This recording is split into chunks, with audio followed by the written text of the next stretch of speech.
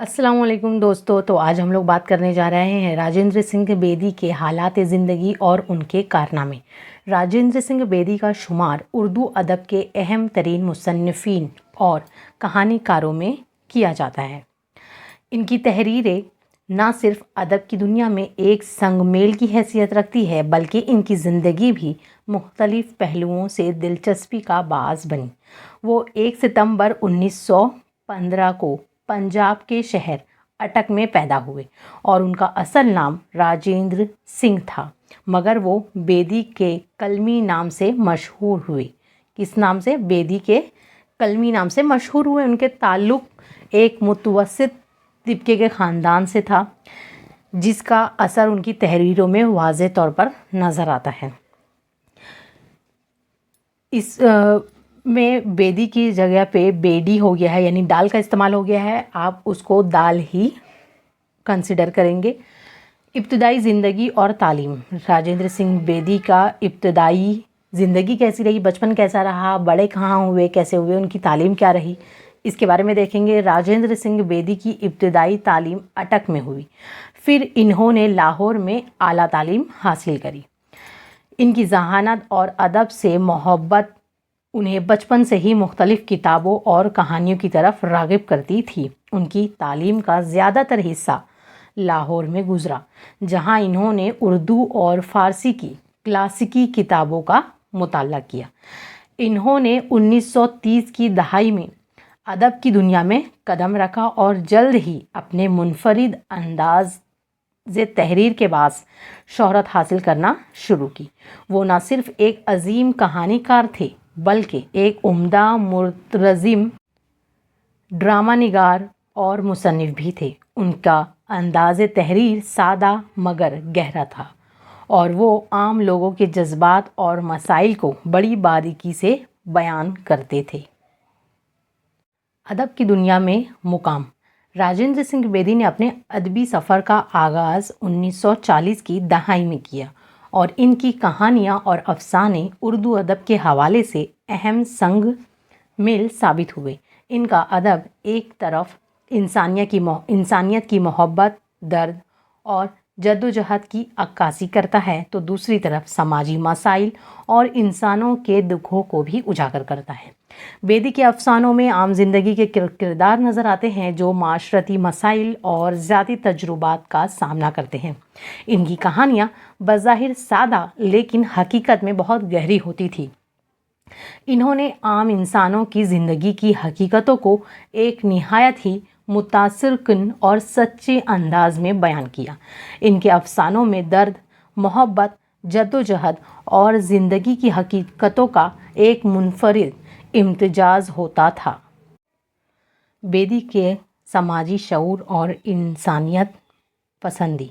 राजेंद्र सिंह बेदी का अदब सिर्फ फ़र्द की ज़िंदगी की दास्तान नहीं था, बल्कि उनका अदब एक वसी तर समाजी शऊर और इंसानियत पसंदी का मज़हर था।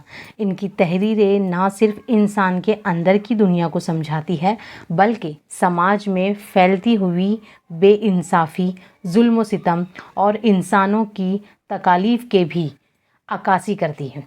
इनके अफसानों में आम लोग, जिन्हें माशरती सतह पर कम अहमियत दी जाती है, इनके दुख दर्द को अहमियत दी गई।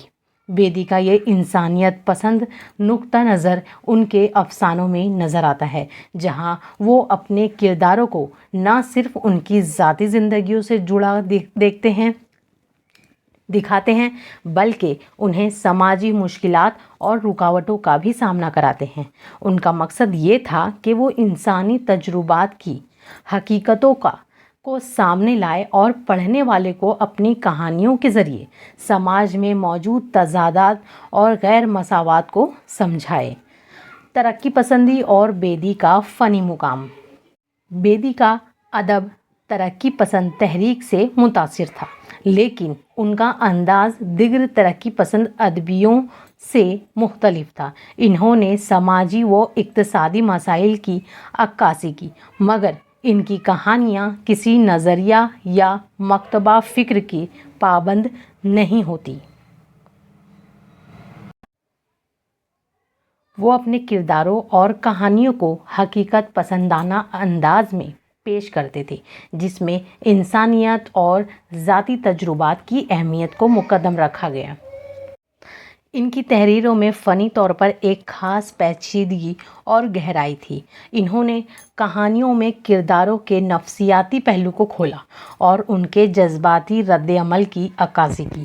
ان کی کہانیاں صرف بیرونی واقعات کی نہیں بلکہ کرداروں کے اندر کی دنیا کی بھی گہرائی سے تجزیہ کرتی ہے۔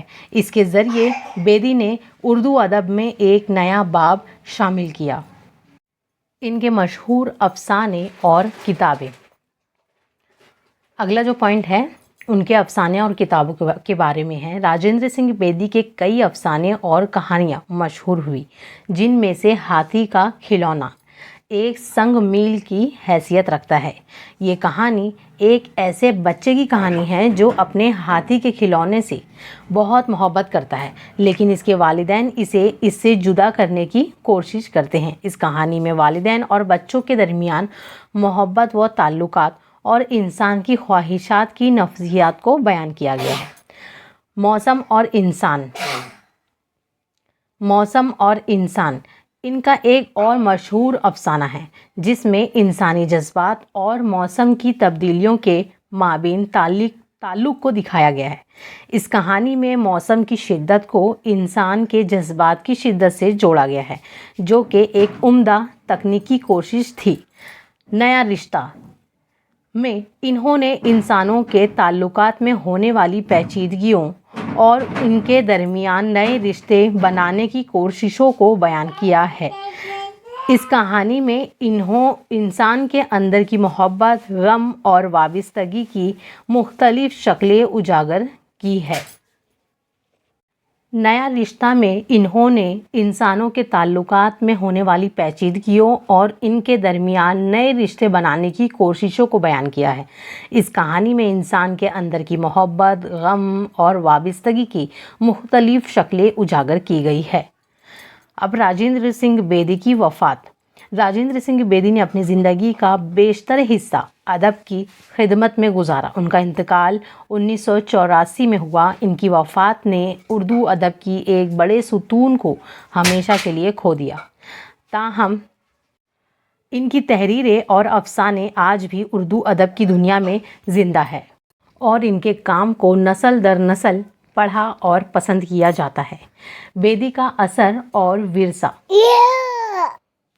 بیدی کا اثر اور ورثہ۔ راجندر سنگھ بیدی کا اثر اردو ادب پر گہرا رہا ہے۔ ان کے افسانوں میں انسانیت کی حقیقتوں کی عکاسی کی گئی اور ان کے کرداروں میں ایک حقیقت پسندی اور نفسیاتی گہرائی تھی جو اردو ادب میں کم دیکھنے کو ملتی ہے۔ انہوں نے ادب کو سماج سے جوڑنے کی کوشش کی اور ان کی کہانیاں آج بھی پڑھنے والوں کو زندگی کے مختلف پہلوؤں پر سوچنے پر مجبور کرتی ہے۔ بیدی کی تحریروں نے نہ صرف اردو ادب کی ایک اہم حصہ ہے بلکہ ان کی کہانیاں دنیا بھر کے ادب کے قارئین کے لیے ایک قیمتی ورثہ ثابت ہوئی۔